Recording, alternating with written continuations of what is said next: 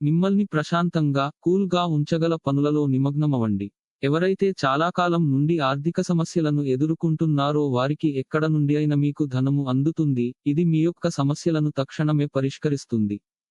దుష్టపు ఆలోచనలు గల ఒకరు ఎవరో మీకు హాని కలిగించే రోజు, అలాగే, మీకు తెలియగలదు. ఆందోళన పడకండి, ఐస్ ని ఇష్టపడండి. మీ విచారం దానిలాగే ఈరోజే కరిగి నీరైపోతుంది. ఈ రోజు, మీ లక్ష్యాలు ధ్యేయాలు మీరు సాధారణంగా పెట్టుకునే కంటే ఎక్కువగా సెట్ చేసుకోవాని ఉద్దేశ్యంలో ఉంటారు. మీరు అనుకున్నంతగా ఫలితాలు రాలేదని నిరాశకు గురికాకండి.